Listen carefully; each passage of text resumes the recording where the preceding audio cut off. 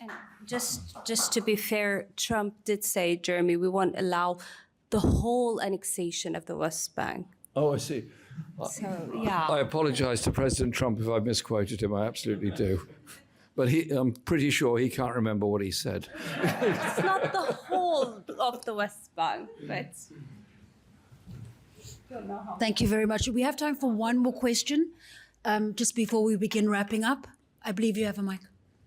Thanks. This question is for you, Mr. Corbyn. Specifically, you've talked a lot about sort of colonial power dynamics in terms of the global north and the global south and the history of colonialism. And I think also raises questions, especially in the current moment, about democracy in terms of many countries in the world where en masse people want one thing and their leaders are doing another thing. But I want to pose the question to you specifically about British democracy, because we've seen this week that the Labour Party membership seems to have voted to acknowledge genocide and to intensify sanctions, but the Labour Party leadership seems to sort of just be shrugging this off. And are they able to do that? And if so, what does that say about the democracy of Britain and the UK? Okay. I know As you probably question. And we only have 2 minutes to answer that. I'll be very quick, I promise. I'm glad you said it, not me. I'll be very quick. I could give you a history of the Labour Party over the past 150 years, but it's okay. Very quickly, as you are possibly aware, I'm no longer a member of the Labour Party, but I do observe what goes on. The Labour Party constitution and rule book are extremely limiting documents, as I know to my cost in many, many ways. The conference meets once a year as an expression of Labour Party members' opinions via constituency parties, trade unions and other affiliated organisations. And they vote on a block or singly. They voted for actually a motion that I would have supported, put forward by one of the unions, Unison. I'm also a member of Unison.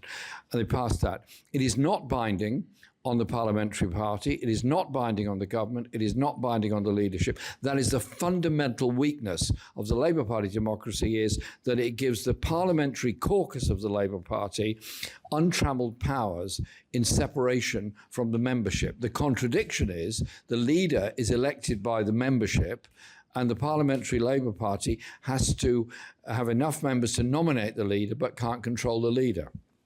That kind of worked to my favour in a weird kind of way when the Parliamentary Labour Party in 2016 voted by 80% that they had no confidence in me as leader. A delegation of them arrived in my office and presented me with a piece of paper saying what the result of the vote was on a motion of no confidence in me. They handed it to me like this and said, "What are you going to do?" I said, "Well, thanks for coming." Opened my desk drawer and put it in there and said, "Is there something else you want?" And they said, "Well, you're going to resign, aren't you?" I said, "No. Why should I? I was elected by the membership. I was elected by trade union members. Not one of you elected me. I'm answerable to the people, not to you." And they then spent the next 5 years trying to get rid of me. But there you go. Is that a help?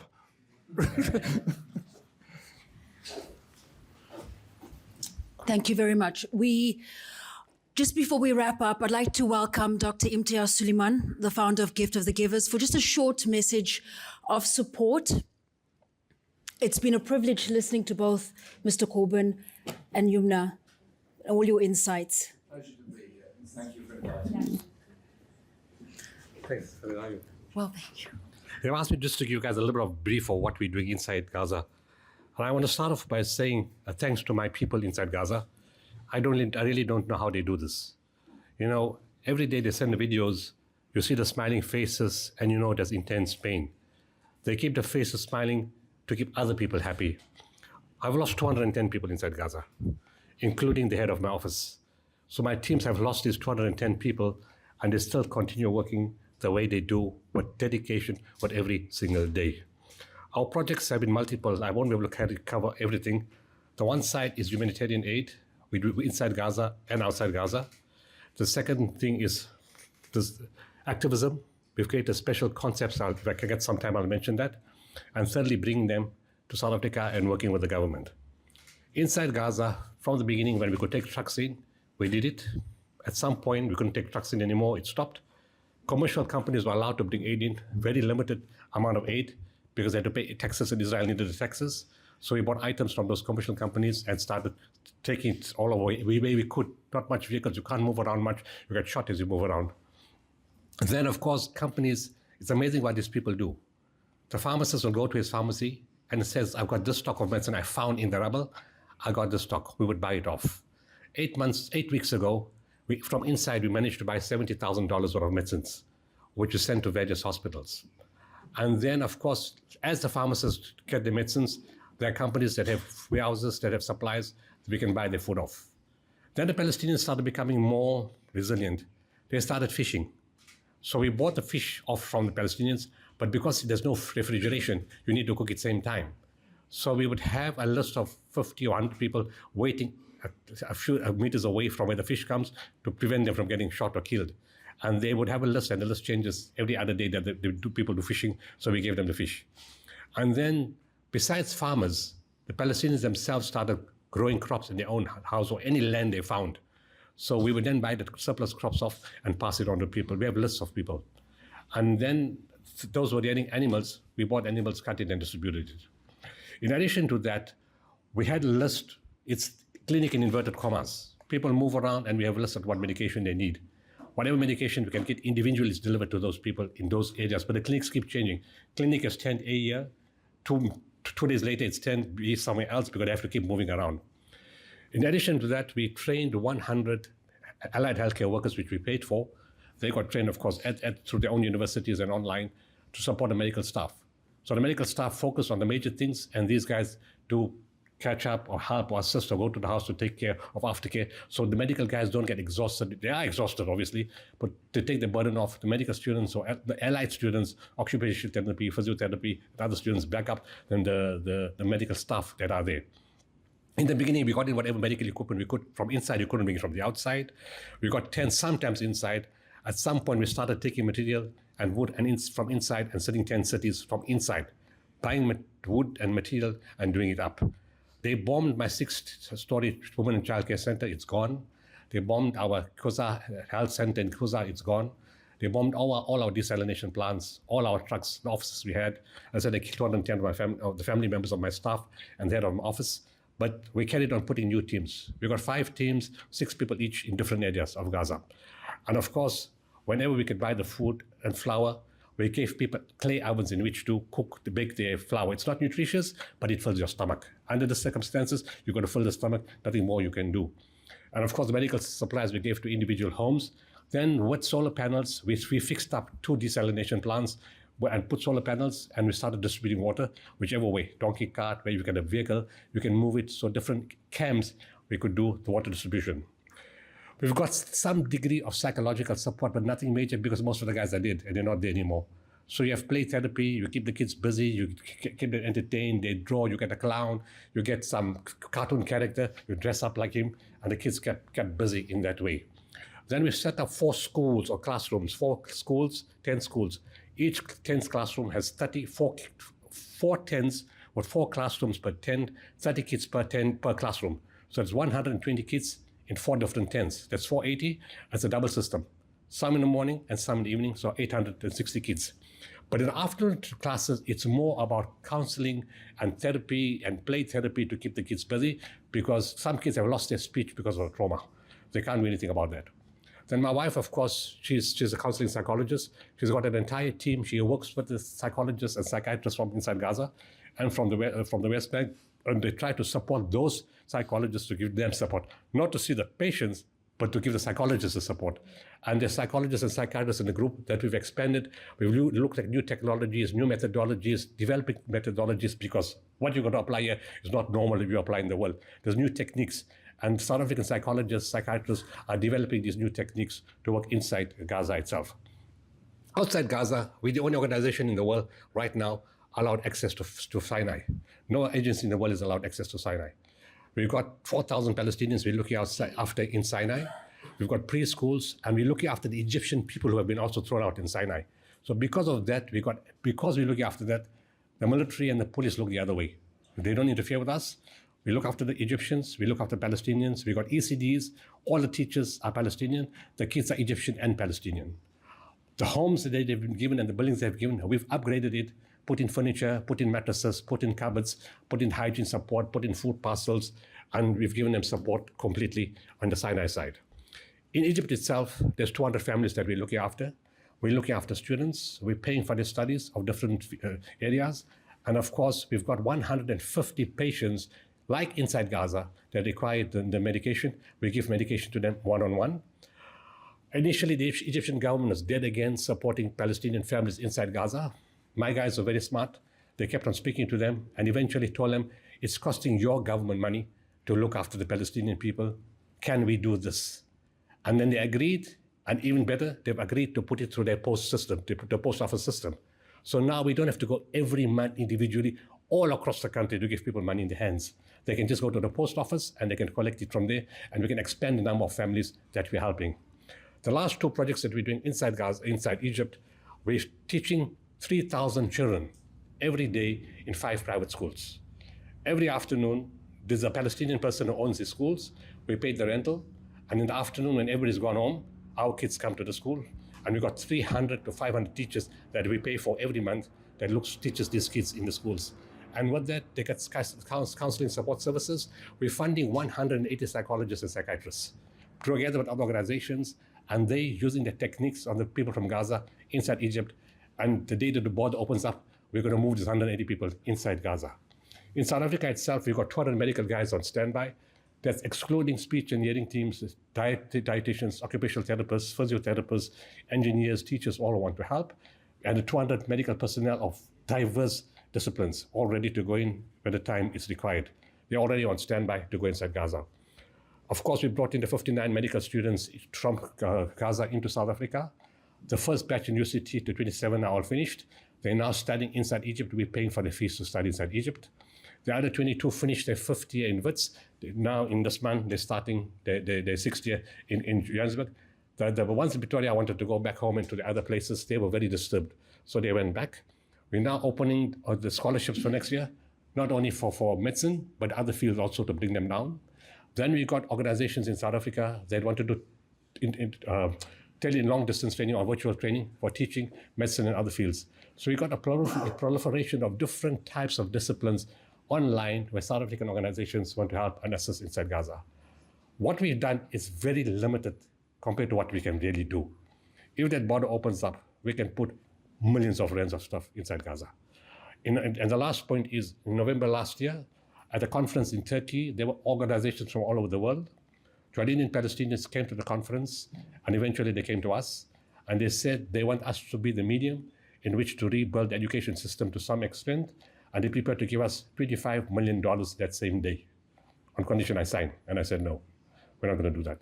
We're going to wait for the war to be over, and then we're going to do it.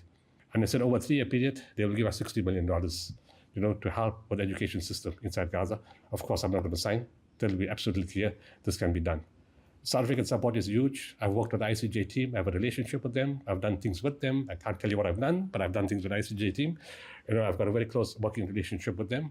I work very closely with government. And of course, I work with our ambassadors. So there's a lot of things coming. And the last point I mentioned is activism. We created a concept called the Coalition for Good. I've got 25 researchers that counteract everything the Zionists say. We research them, we research their material, we take their own material, and we fight back to it. We've created a website, and on that website, it's accessible to the whole world. People are using it. On that committee is Reverend Frank Chikane, Reverend Manta Isaac from Bethlehem, Lelia Dipando, and Ronnie Casrils. I'm going to invite Francesca Albanese to be part of that when I meet her on the 25th of October. And she's going to be part, we could have an internal conversation with her. So I'm going to invite her to that Coalition for Good, and it's already being used all over the world. Activism is the way to go, because this is not a war. The war is armies. There's no army here. There's one army and there's a massacre on the other side. So the war is in the mind, and you can see the shift in the world. And we have to continue the shift in the world, and that way, this is the end of Israel. Blank statement, this is the end of Israel, not the end of Gaza. This is the beginning of a new Gaza. They will be free. Thank you. Thank you very much, Dr. Suleiman. Just before we wrap up, I want to welcome Aziz just with a final few words, but a moment just before that. But do join us, Aziz.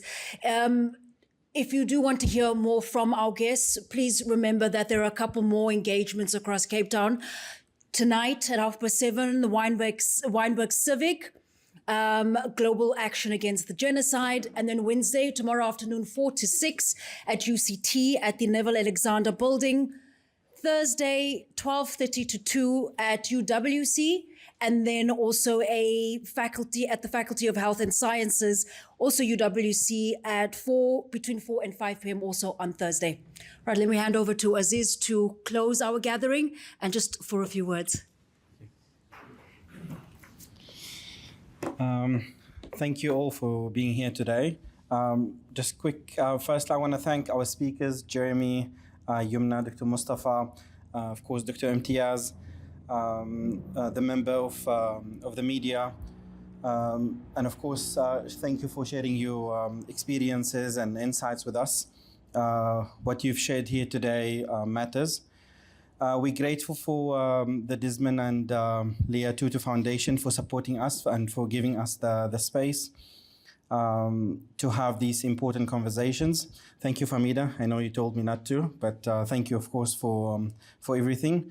And thank you for the media representative and member of the public who came here today. Journalists Against Apartheid came together because we saw the part of the media has played in prolonging and justifying the genocide. And the silence from the media organization. This compelled journalists across South Africa to speak up against this. We exist to stand with our colleagues who face human rights abuse and to push for better, of course, more honest reporting that reflects the reality of what's happening in our world. We'll keep organizing vigils, marches, and screening, and we'll keep working with journalists and newsrooms to do better, because this work, the work of the truth-telling, is not going anywhere. Thank you for being part of this. Thank you so much.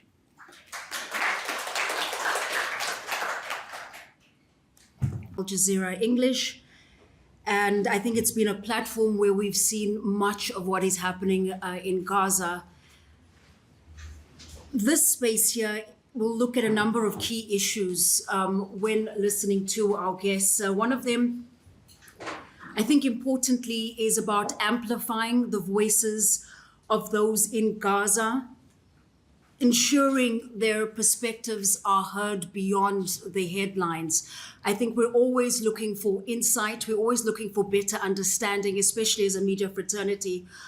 We are dealing with a situation that very lazily and to be brushed under the carpet is called complex, when I don't believe it is. It's a situation where I think oftentimes we have to have a clear and firm stance. Our platform here will also reflect on the power of mobilization and the impact ordinary people are having across the world. It's not often we see people mobilize, call to action by a single event where, in this case, is a genocide. And what I think is noteworthy is the reaction by people all around the world and how that might influence the way that is covered and how people respond to it. And we're also here to shed light on narratives shaping our understanding of what is happening in Gaza and why those narratives matter, but also most importantly to ask questions. Just a little warning, we are short of time. Our guests do have limited time here. They have a number of engagements. So where possible, I'll just appeal for us to try and keep to time as far as possible. But hopefully we'll have enough time to understand, to learn, and perhaps gain knowledge from this opportunity in a way that is most beneficial. I want to begin by introducing Dr. Mustafa Barghouti, a Palestinian physician, activist, political leader, who's dedicated his life to advancing peace, justice, and democracy. He's the Secretary General of the Palestinian National Initiative and has long been a voice for nonviolent resistance and grassroots empowerment. Combining his background in medicine with decades of public service, Dr. Barghouti brings both compassion and clarity to conversations about human rights, health, and the future of Palestine. Welcome. Thank you. Also joining us is journalist and colleague, I'm proud to say, Yumna Al-Sayed. She has reported from Gaza, and Her reporting there has taken her right to the heart of some of the most important stories in the Middle East in general. She's got years of experience as an international correspondent. She's shared powerful stories of resilience, war, conflict, and hope with audiences around the world. Yumna is a storyteller, but she's also managed to bring humanity and depth to the headlines that we've seen in these 23 months. And today she joins us to share her experience working in Gaza, but also talk about the repercussions of her work and this genocide and how today she's essentially an exiled journalist. And lastly, I'd like to introduce Jeremy Corbyn, a long-serving British member of Parliament and former leader of the Labour Party. Now an independent, Mr. Corbyn is known for his decades of work on social justice, peace, and equality. He's been passionate about advocating for human rights, anti-war movements, as well as grassroots activism around the world. And he's had a career defined by giving voice to the marginalized and challenging the status quo. Mr. Corbyn brings thought-provoking insights into politics, international affairs, and people-driven change. If we could please give them a hand and a warm welcome.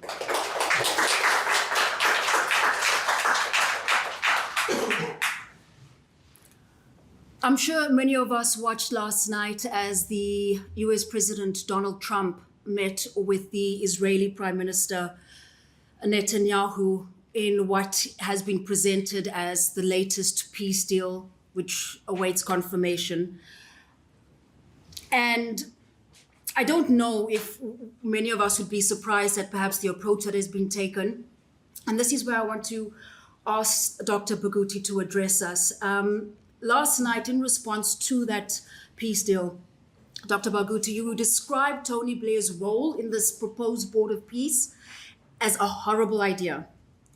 You mentioned the history of British colonialism, the Israeli occupation, and justifiably, I believe many are skeptical about an externally imposed peace deal. What role do you see for Palestinians and others in shaping, but Palestinians particularly, of course, in shaping or contesting the terms of last night's proposal? One would think that Palestinians have the right to decide their own future for themselves. If I could perhaps welcome you to join us and begin by addressing that question in terms of the role that Palestinians have in their own future. Thank you. Thank you so much, and thank you for attending today. It's a pleasure to see you all. I think calling it a peace plan is a bit ambitious. And I will speak about that. But before I do, since this is the first time we meet with many of you, I have to remind you that this whole thing that was presented by Mr. Trump yesterday, happened after Israel's commitment of terrible 3 war crimes: genocide, collective punishment, including starvation, and ethnic cleansing of millions of people. Just 2 figures quickly. I mean, during the course of the Israeli attack on Gaza, no less than 11% of the population were either killed or injured. To understand that, apply it to South Africa, and you would be talking about 6 million people killed or injured in the course of 2 years, including 20,000 children that have been killed, including 4,000 people who had amputations, including no less than almost 70,000 people in general who were killed. 5 out of 6 were civilians, not like Netanyahu tried to mislead the world about yesterday. But in addition to that, the population of Gaza have lost 92% of their homes, their institutions. We had 252 journalists of your colleagues killed by the Israeli bombardment, and 1,700 to 23 of my colleagues, doctors and nurses and other health professionals also killed. It's a terrible war crime that went beyond any level. And although the world is talking about peace now, Gaza City, which is 5,000 years old, much older than the United States of America, is being destroyed, house by house, neighborhood by neighborhood, not only by bombardment, even when they occupy an area, they bring bombs and explode the neighborhoods. Under these circumstances, we heard yesterday about this plan, which unfortunately was negotiated between Trump and Netanyahu. And obviously, during these negotiations, Netanyahu managed to change many things in the plan. The problem is that what was presented to the Palestinian side was not presented as a plan to be negotiated, but as an ultimatum. Either you accept it or you don't. And that's very strange. Why you negotiate with the Israeli side, but when it comes to the Palestinian side, you just say you have to take it. That's the first unfair matter. Second, while we are all aspiring to ending this terrible genocidal war, and we also aspire to have prisoners exchange, because in addition to the 48 Israeli prisoners, there are 14,000 Palestinian prisoners, many of whom can and should be called hostages, including 400 children in Israeli jails, and also including no less than 3,600 people who are kept under administrative detention, which means without charges. And we are looking forward to relieve the terrible humanitarian crisis, but yes. But the problem with this plan, that it ignored completely the root causes of the problem, the root causes of what led to the 7th of October, the root causes that led to this war. And that is in particular the Israeli military occupation, the system of Israeli apartheid, which has become much worse than the apartheid system that prevailed in South Africa. And it has ignored the right of self-determination of the Palestinian people to be implemented immediately. If we speak about peace, the assumption is that there will be no war and people will have their rights. But what we see here is a recipe that is very dangerous, that ignored the root causes, and at the same time, a plan that is full of mines, each of which could explode the whole agreement after it starts to be implemented. I'll give you 3 examples. One, the plan speaks about suspension of warfare, but there are no guarantees that once Netanyahu receives his captives, he will not go back to war. And he said that he has the right, he said in his speech yesterday that he has the right to reactivate the war if he feels that something went wrong. The agreement itself also provides him with that opportunity. We know very well how Israel is capable of inventing things to justify what they want to do. Second, the whole idea of withdrawal is not clear. They speak about transitional, step-by-step withdrawal, and Netanyahu yesterday made sure to say that it will be a slow process. Why slow process? And why in stages? And why, with the maps they have published, even at the end stage, Israel will still keep control of 25% of Gaza Strip as a buffer zone, 25% of an area that is only 140 square miles with 2.2 million people.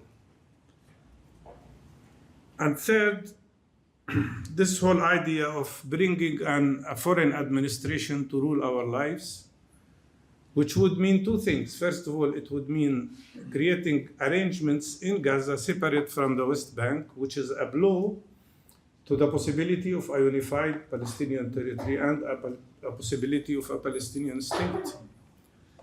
And that would also mean there will be this foreign body that supervises us. What for? Why? We've struggled for 100 years to get rid, first of all, of British colonialism, and then of Israeli occupation, to have independence. Now we will be ruled by Mr. Blair. Why Mr. Blair? It's really amazing. I think it's a scandal, given the history of Mr. Blair, knowing what he did in Iraq, knowing how he was the one who refused even to apologize for the lies that were told about Iraq, while Bush himself apologized. Blair didn't. So by which law he is capable, he or the other board they are talking about, they are capable of running the affairs of Gaza? And why not allowing Palestinians to rule themselves? Especially that Netanyahu made sure to say in the press conference that he's happy that Mr. Trump agreed with him that in Gaza there will be neither Hamas nor the Palestinian Authority. And I don't know why the Palestinian Authority is happy about that when they are excluded completely. So what I'm trying to say is that, of course, we want this war to end. It's a very difficult choice, because what you have is genocide, destruction, lack of hope. People are really, really in terrible situation. On the other hand, the conditions that they are trying to impose on Palestinians are nothing but something like the Treaty of Versailles, thinking that Palestinians were defeated. I will not take more of your time. I think others will have to speak, but I want to assure you of one thing, though. Regardless of what happens, anybody who thinks that Palestinians will give up or stop struggling for their rights is absolutely wrong. Nothing will stop us from continuing this struggle to achieve our rights. Thank you.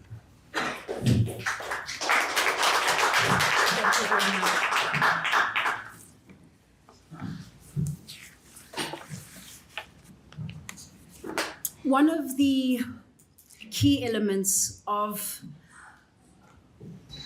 I suppose, watching a genocide being live streamed has been the people who have made massive sacrifices to bring that news around the world. And more than any other example I can think of, this is one where journalists have had to not cover the news, but also live it. And one of those people is Yumna, having worked in Gaza through much of the genocide, eventually fleeing for her safety. I remember specifically towards the end of your time in Gaza when you were in your home with your daughters and the bombardment was approaching, and I don't know what comes first. Your work as a journalist, the fear you have as a mother for the well-being of your children, not even knowing which direction to go, not knowing where to seek safety. I believe the work you've done is phenomenal. Not that anybody else is less phenomenal, but I'm biased as a journalist. It's courageous. And so I'd like to welcome Yumna to address us about her work, but begin by explaining to us in her words what the experience has been like to cover the war, to cover the genocide, but also living through it personally.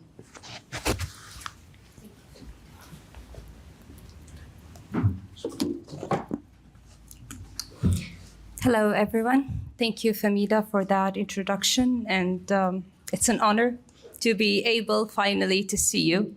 That is something that we, journalists of Gaza, like all other residents of Gaza, don't have the privilege of doing, meeting our friends, our colleagues, or even family members if they're as far as in the West Bank or anywhere else in the world because of the constant restrictions we have on movement and on travel.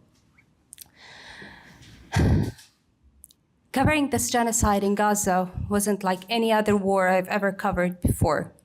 Gaza is not a place where it was a peaceful place for years. We've been through multiple wars, very big ones, the last of which was the 2021 war before this genocide, and countless, and I say countless because we really lose count of the number of escalations that we get to differentiate as Gaza residents between a war and an escalation, where anywhere else in the world you would just call it a war because it is a war. You get people killed, you get homes flattened, you get children and civilians injured, so it's a war. But because we don't want that term to be the only thing that our children learn, we call them escalations. In this genocide, unfortunately, it has been also from before that the Israeli army has always treated Palestinian journalists as a legitimate target. It is no surprise. Maybe it's a surprise for you, but for us, it wasn't a surprise. We've been saying this for years. We've been shot at, we've been injured, covering protests, in escalations, in minor wars. It has been something that has been occurring over and over the years. But in this genocide, it was that basic goal for the military, for the Israeli military, to shut us down completely. You are not going to report. We have succeeded in banning international journalists and foreign journalists from entering, to cover, to expose, to report about our atrocities towards the civilians. And now it's the turn of Palestinian journalists. For their bad luck, Palestinian journalists are too stubborn and they're too resilient, because unfortunately, this is the only thing that we know as Palestinians. Resilience is not a choice in Palestine, it's not a choice in Gaza, it's a way of life, because we don't know anything else to continue living and going on. So we kept on reporting, but we were not outsiders parachuting into a war zone, in and out, seeking protection when we needed it, going for rest when we were too exhausted and too tired to go on. We did not have any risk assessment with us. We were reporting about the story that we lived. We were reporting about our homes being flattened, our media offices being bombed, our children being injured or killed, our colleagues, one after the other, being shot and assassinated in front of our eyes. We were reporting about our neighborhoods being eliminated, wiped out, hospitals that we reported from no longer existing. We were the story that we reported about each and every single day. And we had to go on. Not because we're superheroes or we're not human, because it is too difficult to taste, the bitter taste of abandonment that we were subjected to by the entire world, and do the same to our people. So we kept going on. Their suffering and their struggle was our motive to keep reporting day after day. We buried our colleagues, we cried, and we reported hours later. We said goodbye to our families, we moved from areas to another, and we continued reporting. The day the Israeli army called me in my home and told my husband, "You have hours, and we're going to bomb your home with your family inside. I had to investigate as a journalist. So the first thing I did, I called our bureau chief in Jerusalem, Walid al-Amari, and I said, Walid, I actually recorded the call, and I sent it to him, and I sent it to Doha, and I said, is this a direct threat, or is this just something that is happening? And he said, I will investigate and get back to you. So a couple of minutes later, Doha calls me and says, Yumna, this is a direct threat to you. They are going to bomb your home. You need to get out. And I can't get out. But I'm caught between the fact that I have become a threat to the most precious lives in my life, my children. I'm a threat to other families, innocent families in my building. And I have committed no crime except for reporting the truth. So I go to my neighbors and I ask them, do you want me to leave? And they say no, because the bombardments are relentless. And it was very courageous of them. They said, if they bomb it, they kill us all. You don't take your children and leave. 2 days later, before 2 days later they came. That same day, when my 12-year-old Aline found out, she couldn't take the news. And she's the eldest. She held me from my chest. She pulled my clothes. She was screaming, they're gonna kill us because of you. Can you imagine as a parent being in that situation?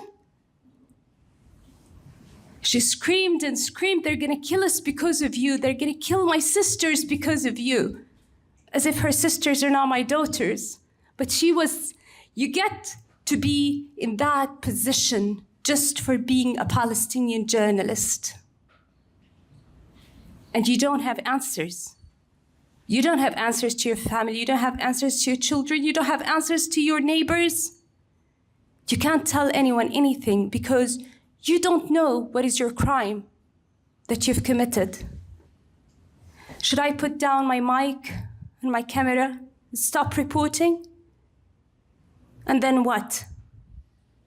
This world doesn't know about the atrocities happening to innocent civilians each and every single day. They've won and we've lost. So we keep on and we lose. And they come to my home 2 days later and they kick us out under sniper bullets and tank shells and they level my building before our eyes. That is your punishment for being a Palestinian journalist. So truth is always the first casualty in war. But for Palestinian journalists, truth is both our duty and our punishment. And maybe the most thing that hurt me a lot is the amount of silence that I witnessed and experienced when I was still in Gaza. Where are our colleagues? Where are all the journalists of the world? What happened? When one journalist, one Western journalist, used to be targeted somewhere, the entire world would be condemning, asking for accountability, demanding accountability, not asking for it, protesting, calling it out, reporting about it. It makes news headlines. But when Palestinian journalists get injured, threatened, killed, displaced, it's dismissed away. It's looked past. It's shyly reported among many other news. And that's why it kept going on. It kept going on because the community of international journalists around the world, your silence, unfortunately, and this is the truth, has allowed it to happen, has allowed it to keep on happening, and has allowed Israel to feel that there is no accountability when they target Palestinian journalists. Thank you. Yumna, thank you for your very powerful words. To continue on from what Yumna addressed a moment ago in terms of abandonment of not only journalists, but Palestinians broadly, I'd like to welcome Mr. Corbyn to speak to us next. And I want to begin by asking you about, to extend from that issue of abandonment, but complicity. It's a very important word that we've heard repeatedly during this time. From governments to media, how do you assess the way that mainstream media in the West frames the war on Gaza? And what impact do you think that narrative has on public perception, but also the political response to the genocide?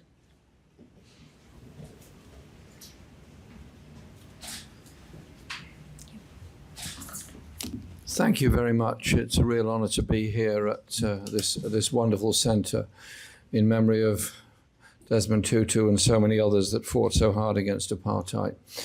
And I think the words that Yumna just spoke are very important, that had it been a BBC or CNN journalist that was resident in Gaza and was under that kind of threat, there would be government statements all over the world, there'd be pressure on Israel and so on. But the reality is, it's the Palestinian journalists who have borne the brunt of the murders and the killing by the Israeli army and continue to do so.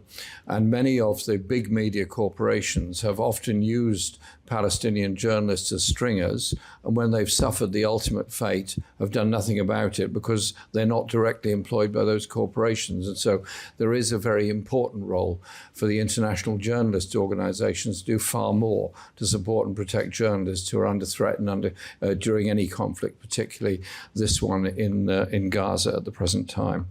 The question you ask is about complicity in all this. Britain is a former colonial power in the area, and Britain was involved in the Sykes-Picot Agreement of 1916. Britain proposed the Balfour Declaration in 1917. Britain took the mandate in 1922. Britain governed Palestine until 1948, and during that time brutally suppressed any Palestinian uprisings of any sort, particularly the 1936 uprising. And since 1948 has been a very important diplomatic cover and arms supplier to Israel. And those questions that have been constantly raised in Britain about purchasing of weapons from Israel and sale of arms to Israel have been barely reported in most of the British media, and it takes a great deal of effort to get them to report anything indeed. And that is the point I just want to put to you. I attended the International Court of Justice, and I was very impressed with the case put forward by South Africa, very impressed indeed by the quality of it, the legal arguments that were put forward, and the morality of it. And we await the final decision, which may take goodness knows how long. But the statements that were made at the time about the likelihood of genocide taking place are very important ones. And that is the point that has to be put forward. Israel's bombardment of Gaza is specific against Palestinian people, specific in killing people in schools, in hospitals, individuals in their homes, and so on. It ticks all the boxes within the Genocide Convention. I tried a private member's bill in Parliament to insist on a public inquiry into British policy in relation to Gaza. This was went through its first stage, then got blocked. After I got the bill printed, it then got blocked by the UK government. And so through the Peace and Justice Project, which I founded after I ceased to be leader of the Labour Party, we then organised our own Gaza tribunal, in which we took evidence from a large number of people, including doctors on the scene, as well as a very important organisation called Forensic Architects, who've done a great deal of work to expose the killing of Shireen Abu Akleh and many others. But also they pointed out that the bombardment now going on in Gaza is part of the Riviera plan. They're actually bombing to make way for the buildings. They're using the rubble, which contains the bodies of Palestinians, as the basis for a Riviera plan for the future. And so what's happened over the past, what is it now, 12 hours or so, the so-called Trump plan, I think it goes in the context of all of the other things that have gone before.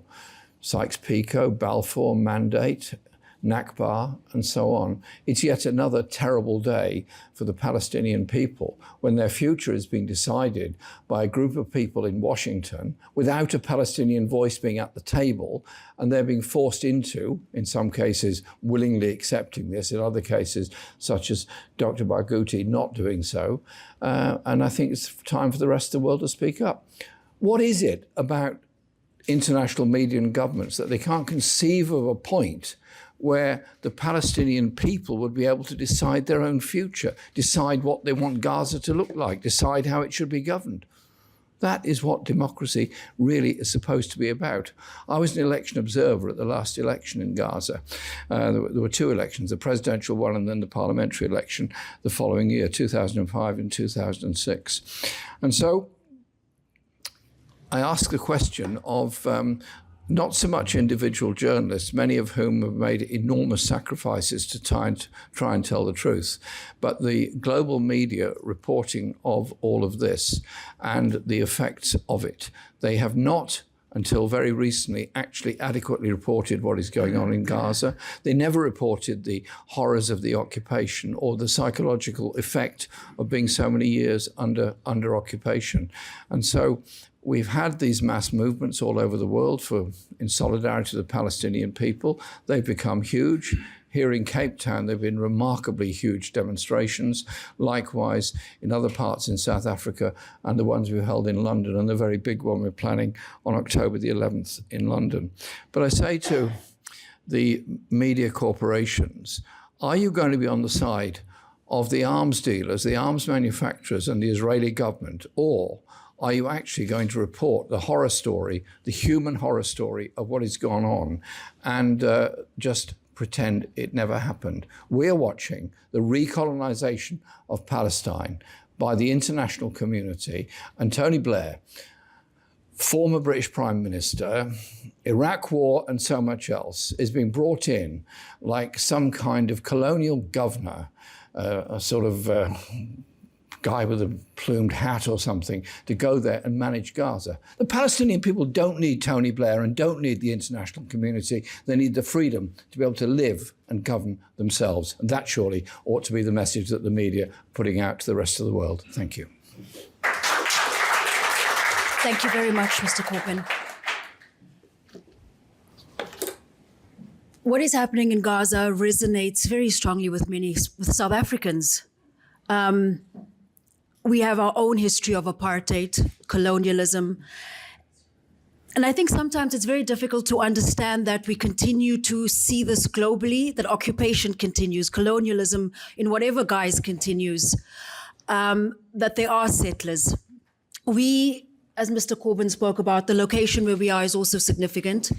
And so I would like to welcome the CEO, Janet Jobson from the Desmond and Leah Tutu Foundation, to explain to us the importance of this location, the connection between what we are seeing thousands of kilometers away and with South Africa.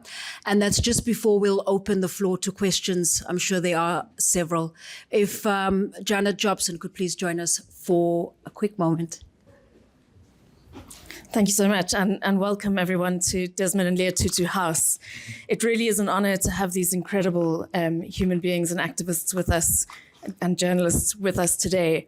Desmond Tutu was incredibly outspoken about the ways in which the situation of the Palestinian people under occupation was resonant with the situation of South Africa under apartheid, although he did go and say it was much worse, that the situation in Palestine was so much worse. And so it's really important for us as the foundation to be a space in which we can really hold space for us to come together and take a stand against what's being done to the people in Gaza and the people in the West Bank, very, very importantly. Tutu's whole message was about our shared humanity, that if you dehumanize someone else, you dehumanize yourself. And at one point, he made very explicitly the point that the liberation of Black South Africans would be the liberation of white South Africans too. And similarly, the liberation of the Palestinians will liberate the Israelis too. And it is something that we must commit to, our shared humanity, to unlock all of our capacities to be fully human with each other. In order to just demonstrate a little bit of Desmond Tutu's connection with Palestine, my colleague from our sister organization, the Archbishop Tutu Intellectual Property Trust, Charlene Houston, has found some wonderful artifacts from the personal archive of Desmond Tutu that she'll just share a few words about. But thank you so much for joining us. Thank you, Janet. Good afternoon, everyone. Yes, we just thought, seeing that we're having visitors here from Palestine, and there's a very special connection between our founder, Archbishop Tutu, and the nation, the Palestinian nation. We wanted to share a few things. Ms. Al-Said, you might be interested to see that Tutu was given an award by the Palestine News and Info Agency at some stage, yes, for his work. He was very much obviously respected for what he contributed there. Received a piece of the stone, the rubble from the Intifada, the first Intifada in 1987. President Arafat gave him a beautiful, a lot of his gifts also display the crafts and the talent of the Palestinian people. Mother of pearl crucifix. And we've also got his UN passport, so to say, after the bombing in Beit Nahun in 2006. He wasn't actually allowed in by the Israeli authorities. 2 years later, he could lead his UN delegation and do the investigation there. There's some other beautiful, amazing artifacts here. Please do take a look. Women of Palestine, a tapestry made by the women of Palestine.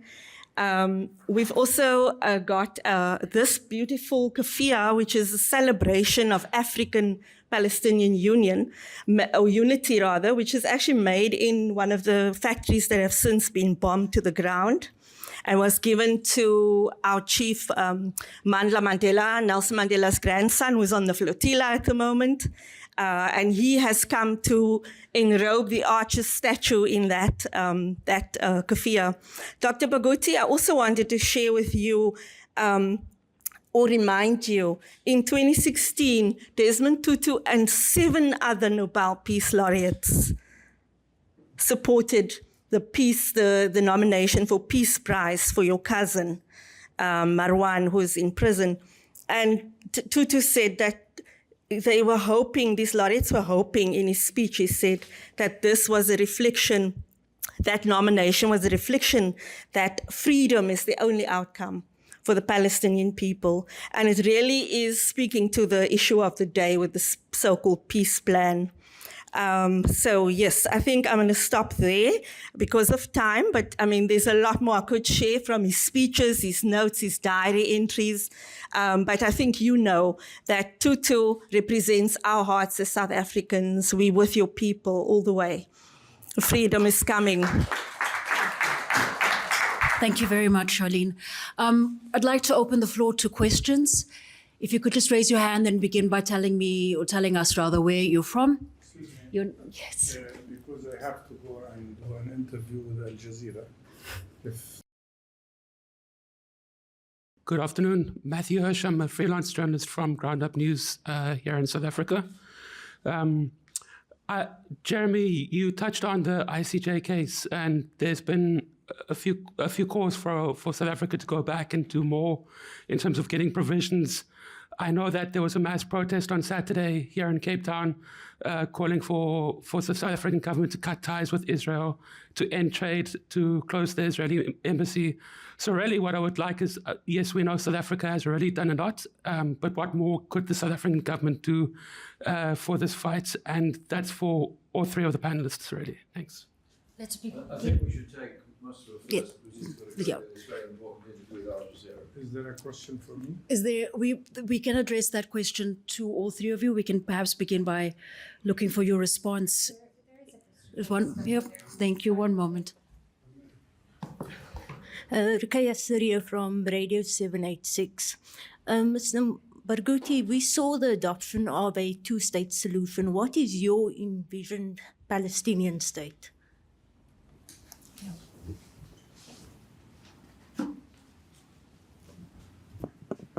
Well, a state is a state. A state means you have territory, you have borders, you have a capital, you have the right of self-determination. We welcomed all the recognitions of the Palestinian state because they affirm the right of self-determination. And they also negate the Israeli laws that were passed that negate our right of self-determination, especially the state-nation law, which said that the right of self-determination on the land of Eretz Israel, which is historical Palestine, is exclusive for Jewish people. In a way, what you faced here as white supremacy, we are facing as Jewish supremacy, but both are apartheid and racism. But recognitions alone do not change reality. The reality is changed by the Israeli illegal settlers who are continuously building illegal settlements on the ground. And when I watch this new proposal by Mr. Trump speaking about stages and few years to go, so that maybe at one point we can have a path, maybe not, a path to self-determination. We remember what happened in Oslo. When Oslo Agreement was signed and the huge mistake was made of not insisting, as we demanded at the time, on total and complete freeze of settlement activities. We had then 121,000 settlers. Now we have 850,000. And they've become a political power of fascism in Israel, running the show, basically. So a state cannot be unless there is a total end of Israeli occupation, unless a total removal of all illegal Israeli settlements on the ground. Otherwise, there will not be a state. That should be said. And that's why we say thank you for recognition, but that's not enough. You have to impose sanctions on Israel to force it to end the occupation and end the system of apartheid. After all, if it wasn't for sanctions, if it wasn't for boycott, divestment sanctions, South Africa would not have been liberated from the system of apartheid. And that's how we see it. Now, two states, one state, we welcome one state solution. It's fine, it's better. That's what we called for before. But Palestinians are never and were never the obstacle to having two-state solution. It is Israel that rejects. We have now 7.3 million Palestinians on the land of historic Palestine versus 7.1 million Jewish people. Israel doesn't want two states, doesn't want one state. What do they want? Ethnic cleansing of Palestinians. And the most terrible thing about Trump's plan is that it gives Israel the time to continue the settlement building in the West Bank so that we will reach a point where it will be impossible to have a Palestinian state. So you can't call it a plan for peace when it is aiming at that. It's actually a plan not to have peace, because without our right of self-determination, there can be no peace. And I leave the question of ICJ to Jeremy. Thank you.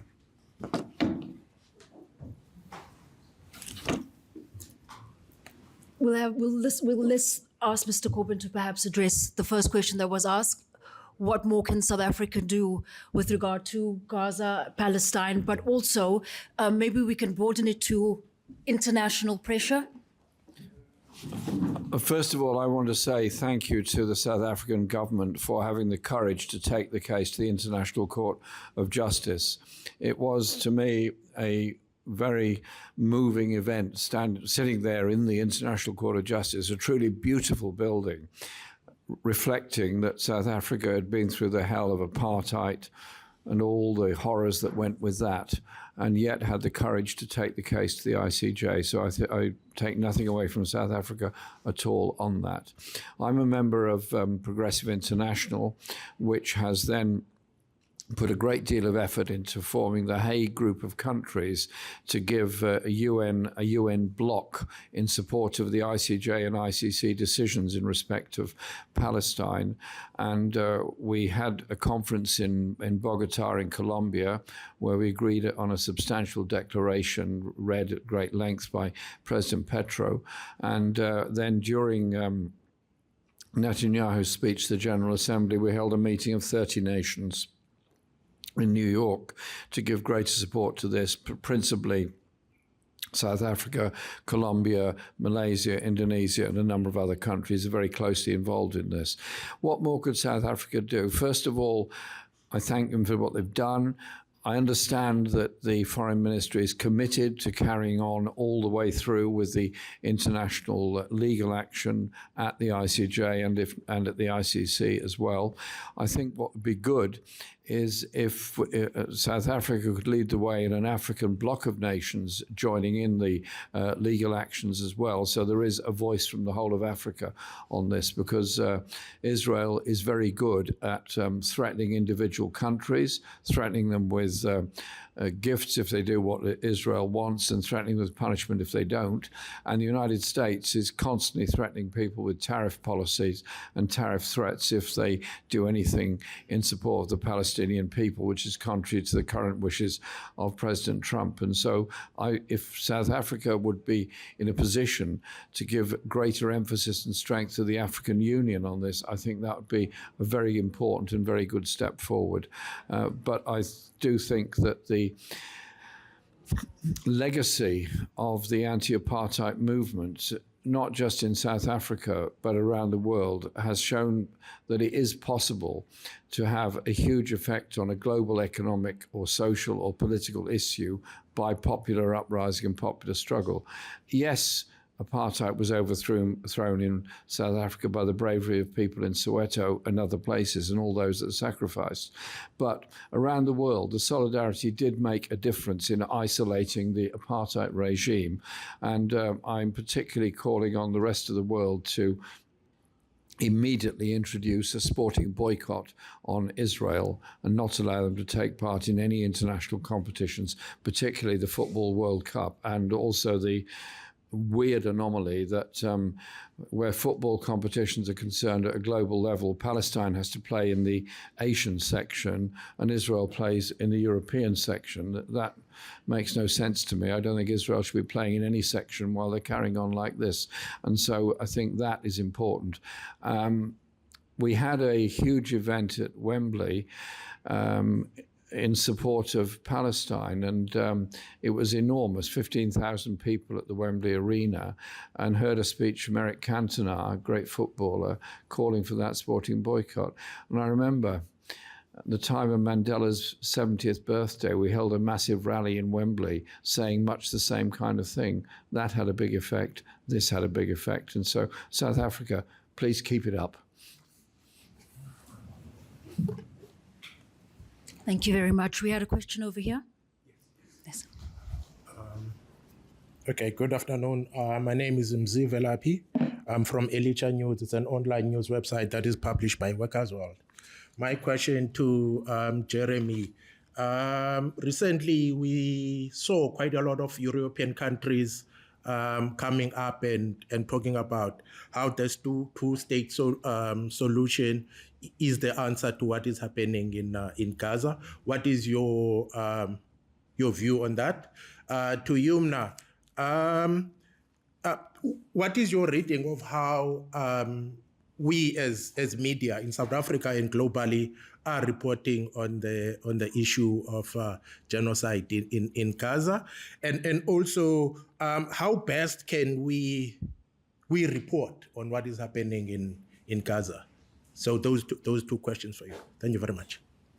Thank you very much. Let's begin with Yumna.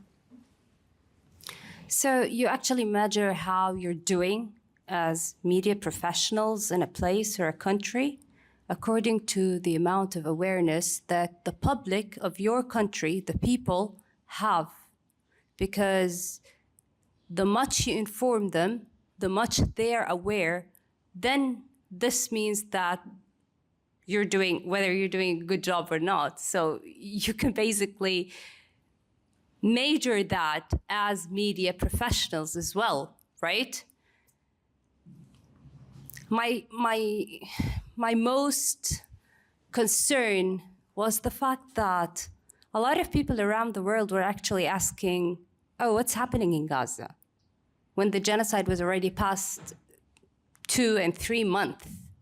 We were already in a genocide 2 and 3 months. And it did not start lightly. It didn't go on slowly and then it got worse and worse. It started from the worst in day one. And for people around the world to take that much of time to actually realize that there is a genocide happening somewhere in the world and people are being killed in hundreds every day. Because when the genocide started, we had about 300 to 500 people per day get killed. And that's not just a number that can be taken lightly, right? All media offices in Gaza were bombed from the first week of the genocide. All media offices across the strip. The Nakba of 2023 happened in October, the first month of the genocide, where over 1.1 million people had to be displaced from the north in Gaza City to the south. These are not things that could be, just passed through or dismissed. And I was astonished when people started asking me, we heard there's a war, even online, or people started overhearing the fact that there is a genocide, there's something big going on in the world in Palestine, and they tried to look for Palestinian journalists to follow in order to find out what's going on. This genocide wouldn't have taken this long if each and every journalist from their countries had used the correct words, correct terminology, correct definitions to report about what's happening. To say that children have been killed by an Israeli direct missile that was directed on their homes. That these journalists were directly and systematically and deliberately shot or injured or striked by missiles. But we didn't see that. I used to read in headlines, Palestinian children dead. Dead? Because we as journalists know the power of each word that we say or we write, right? So we know when we want to manipulate people's minds how to do it.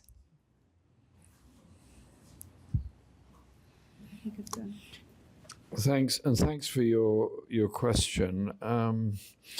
There's a kind of colonial mentality that surrounds the whole reporting of what is going on in Palestine at the present moment. I mentioned the secret Sykes-Picot Agreement. I mentioned Balfour Declaration, the Mandate, which was a totally colonial idea. At the end of the First World War, the idea was that colonies held by a country that had lost to the First World War, i.e. Germany, should be handed over to somebody else, or places that were resulting from the breakup of the Ottoman Empire should be ruled by a European power on the basis that nobody in that country was capable of ruling themselves. It was the unbelievable level of arrogance of the European powers. The same arrogance happened, 30 years before with the 1884 Congress of Berlin, which divided up the whole of Africa, basically, with indelible lines on the map. So it's all of that. What I would suggest is that all those that opine on what the future structure, organization and delineation, etc., of Palestine should be in the future, should take a week off and read Edward Said on Orientalism. Edward Said analyzed this whole process very, very well and very, very effectively. The mentality, the intellectual mentality, which pervades a great deal of university thinking all around the world, that somehow or other there is a European intellectual supremacy over everybody else. And so I'm in the British Parliament and listening to debates on Palestine, of which there have been a lot of questions and discussion. And then the idea came up, it's all gone wrong since the British mandate ended. And what it needed was a colonial governor. And that's where Tony Blair's name came up. So you sort of imagine sort of Viceroy Blair going into Gaza on a British warship, stepping ashore in a colonial governor's uniform with a plumed hat on, to be met by a platoon of soldiers on elephants and horses to escort him to a colonial palace in order to rule Gaza. It's mad. I mean, it would be funny if it wasn't so tragic. That what we're doing is putting into Gaza an economic entity set up by Trump and his mates to protect Israel's long-term Greater Israel plan by calling it something different, by calling it the Gaza Transitional Authority, whatever name they're going to come up with, run by Tony Blair. And that's going to be an open sesame for property speculation, for annexation, and for effectively the continued Israeli occupation of Gaza. And very generously, they say it's quite okay if anyone wants to leave Gaza, we'll open the gates for them in Rafah so they can go. Doesn't matter where they go, as long as they go, it's going to be fine. This is abominable and it's appalling in every way. And I think we just need to expose that with some thoughts about the historical context in which all this is being played out. But the occupation of the West Bank has grown and continues. I mean, I know he's left the room at the moment, but I've known Mustafa Barghouti for a very long time. We go back, we've worked together for 25 years in lots of places, on lots of, well, fundamentally on Palestine causes, but in lots of different places. And I remember talking to him a few years ago. I said, Mustafa, if there was an open, free election process for Palestine and you were elected president, what would you do? He said, well, if I was elected president of Palestine, there wouldn't be very much I can do. I don't control the borders. I don't control the police. I don't control the army, I don't control the security, I don't control the education, and I certainly don't control the economy. I would be a puppet of the Israeli occupation of Gaza and the West Bank. So the key issue is an end to the occupation. And now, Trump has said, he said quite emphatically that he's told Israel they must not annex the West Bank. Good. I'm pleased he said that. The trouble is they already have through the settlement policy. I'm sure many of you have either been or seen the films about the West Bank. You look at those settlements, they're not like a settlement of half a dozen tents or half a dozen prefabricated homes and something like that. They're not that at all. They are towns, they're villages, they're cities. They've taken the water, taken the land. They get the electricity, they get the army protecting them. They are a huge occupation. If you stand on the Mount of Olives and look out down towards the Jordan, down towards the Dead Sea, you look down there, what do you see? Settlement, settlement, settlement. And you see Palestinian farmers scratching around on the remaining bits of land with no water, simply trying to survive.